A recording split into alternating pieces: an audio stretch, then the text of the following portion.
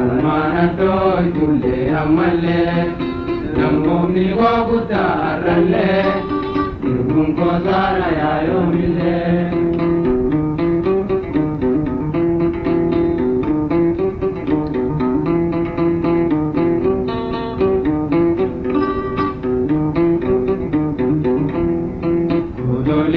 Romo hindu intijide Ululino Romo hindu intijide Manni Romo bayeti kubate Abdi kapso kana damsa holkayate Nubati gutto tabete yogante Nubati gutto tabete yogante Sondera tulle amalle Almana doi tulle amalle Jamomni wabudarralle Irgungo saraya yomille Jamomni wabudarralle Irgungo saraya yomille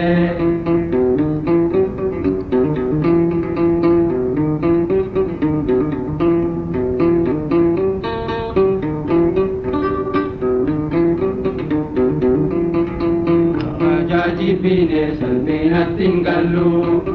Abaja jibine salbina tingallu Ungulchu jibine dina jalambullu Amato tawali noromo tangallu Sena gari kamnu turidani fallu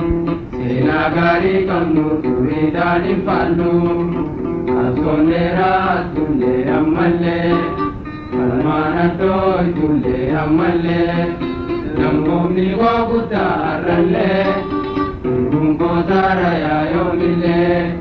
namomni wagutarralle irgungo saraya yomille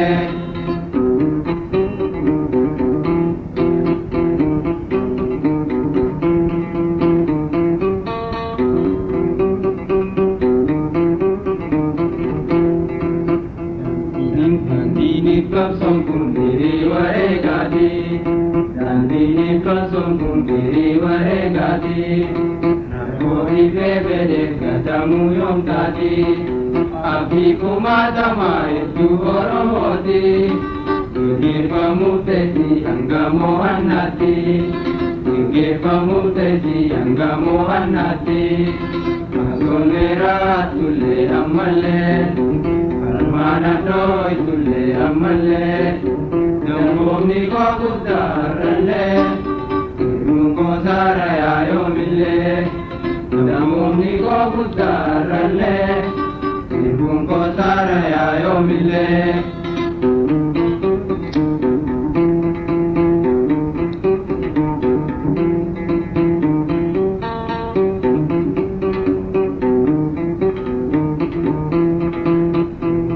Siyasa baoda kamna Yogola siyasa baoda kamna Jannata dunia oromia kamna Umna kapso kana oromota kamna Abad kita bau yomille dambomna Abad kita bau yomille dambomna Sonera tulle amalle Almanatoi tulle amalle Namomni wagutarralle Irgungo saraya yomille Namomni wagutarralle Irgungo saraya yomille Sonera tulle amalle Almanatoi tulle amalle Namomni wagutarralle Irgungo saraya yomille Namomni wagutarralle Irgungo saraya yomille